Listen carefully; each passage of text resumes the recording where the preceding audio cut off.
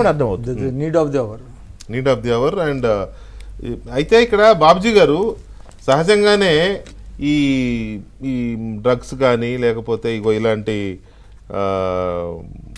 ఇదే గంజాయి కానీ రకరకాల మత్తు పదార్థాలని చాలా కఠినమైన చట్టాలు ఉంటాయి వీటి మీద. వీటిని క్యారీ చేయడం కాదు, వాడినా కూడా ఎవరన్నా అయ్యో అంటారు కదా సార్, ఓపియము, కొకైను లేదా డ్రగ్స్ తీసుకున్నట్టు తేలితే వాళ్ళ మీద కఠినమైన శిక్షలు ఉంటాయి, జైల్లో వేస్తారు తీసుకెళ్ళి. ఇక అమ్మేవాడిని అయితే గట్టిగా ఇంకా గట్టిగా ఉంటాయి. లేదండి, అది సారీ మీకు ఏంటంటే కొన్ని చట్టాలు చాలా విచిత్రంగా ఉన్నాయి. వాళ్ళని బాధ్యతలుగా చూస్తున్నారు. ఎవరైతే వాడతారో వాళ్ళని బాధ్యతలుగా చూస్తున్నారు తప్ప వాళ్ళ మీద శిక్షలు లేవు. ఎందుకు ఇప్పుడు మన దగ్గర మొన్న బెంగళూరులో అదేదో రిసార్ట్స్ లో ఏదో రేవ్ పార్టీ, అందులో హేమ మన యాక్ట్రెస్ నటి హేమ దొరికింది. ఆమె ముందు లేదంది, తర్వాత పోలీసులు ఏం చెప్పారంటే ఆమె కన్జ్యూమ్ చేసిందని ఏదో రకరకాలు వచ్చినాయి. ఇట్లా వాడినా కూడా చట్టాలు ఉంటాయి కదా కఠినంగా. ఇంత కఠిన చట్టాలు ఉన్నా కూడా ఇది వీళ్ళు ఇది చేశారు అని అంటే చట్టాలు వాళ్ళకు చుట్టాలు అయిపోయినాయి. సో ఇప్పుడు వీళ్ళు ఆ చట్టాలని ఎంతో స్ట్రిక్ట్గా అమలు చేస్తే తప్ప ఇది ఆగదేమో కదా బాబుజీ గారు? గ్యారంటీగా వీకే గారు, మనం ఇక్కడ రెండు అవకాశాలు ఉన్నాయి సార్. ఇప్పుడు స్పెషల్ ఎన్ఫోర్స్మెంట్ బ్యూరో ఉంది ఎక్సైజ్, వాళ్ళు ఏం చేస్తారు, 6 బాటిల్స్ దాటి పైన ఎవరు దొరికినా సరే కేసు బుక్ చేస్తారు. అందులోంచి బయటపడడానికి కూడా వాళ్ళే చెప్తారు, పలానా లాయర్ని పెట్టుకో, పలానా ప్లీలో ఉంచుడు, బేగ వచ్చేస్తాం, సోమవారం అని చెప్పి శుక్రవారం వచ్చేస్తా అని చెప్తారు వాళ్ళు. అలా చెప్పే పోలీసులు బోల్డ్ మంది ఉన్నారు. అట్లాగే ఇప్పుడు ఏ చట్టం ఎంత కరెక్ట్ గా ఉన్నా దీనికి ఏంటంటే మా జయప్రకాష్ నారాయణ గారు చెప్తారు, నివారించగలిగే క్లేశాన్ని నివారించకపోతే ఈ సమాజంలో ఎంత ప్రమాదం అని. ఇప్పుడు మనం ఏమనుకుంటున్నాం, ఈ చట్టంలోనే మళ్ళీ బ్యాక్ డోర్ కూడా క్లియర్ గా వాళ్ళకి అర్థమవుతుంది. ఉదాహరణకి ఎవడో పెద్దోడు దొరికాడు అనుకుందాం అండి, మనం ఏం చెప్తుంది చట్టం, వెహికల్ తో పాటు సీజ్ చేయమని చెప్తున్నారు. చేయమన్నప్పుడు ఏం చేస్తారంటే వెహికల్ తీసుకెళ్లి పోలీస్ స్టేషన్ దగ్గర పెడతారు.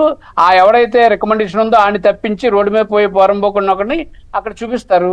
మనం ఇప్పుడు చాలా యాక్సిడెంట్లకి ఏం చేస్తాం, పెద్దోడు గుద్దేస్తాడు, డ్రైవింగ్ లైసెన్స్ ఇంకొకటితో పెడతారు, ఆడెళ్ళిపోయి బెయిల్ తీసుకొని వస్తాడు. ఇది అట్లాగే చేస్తున్నారు. అందుకని చిత్తశుద్ధి అమలు చేసే వాళ్ళకి చిత్తశుద్ధి ఉండి, ఇందాక చెప్పారు ఇది ఇంపార్టెంట్ అవర్ అని చెప్పని, ఇప్పుడు ఇది అవసరం కాబట్టి ఈ సమాజంలో మానవ వనరుల్ని మనం ఏ రకంగా వినియోగించుకోవాలనుకున్నప్పుడు ఈ చట్టాన్ని చాలా స్ట్రెంథన్ చేయాలి. అట్లా నిజాయితీ గల ఐపీఎస్ ఆఫీసర్లు ఉండాలి. ఉదాహరణ గతంలో కిరణ్ కుమార్ రెడ్డి గారు ముఖ్యమంత్రిగా ఉన్నప్పుడు ఈ మద్యం కేసుల మీద, నాకు ఆ పేరు గుర్తులేదు, ఆయన శ్రీనివాసన్ ఏదో ఎవరు అనుకుంటాను, ఆయన ఎంక్వైరీకి వేస్తే రాష్ట్రం అంతా అల్లాడిపోయింది. అటువంటి ఐపీఎస్ ఆఫీసర్లు కావాలి, అటువంటి నిజాయితీ పనులు కావాలి. అవును, ఏదో పెట్టారు స్టార్ట్ అయింది, ఇట్లా ఉండాలండి. ఎవరో ఒక ఆయన పెట్టారు, can you inform near green college అంట, గ్రీన్ కాలేజ్ విఆర్ కాలేజ్ ఎక్కడ మరిది, గ్రీన్ కాలేజ్ నియర్ కన్యే అండర్ బ్రిడ్జి, కన్యే అండర్ బ్రిడ్జ్, మరి నాకు తెలియదు స్పెల్లింగ్ అలా ఉంది. శ్రీకన్య విశాఖపట్నం, చైతన్య కాదు, గ్రీన్ కాలేజ్ అని ఉంది. అవునండి, అదేనా? అక్కడ ఏదో అండర్ బ్రిడ్జ్ అంట, కన్యా అండర్ బ్రిడ్జ్ ఏదో ఉంది.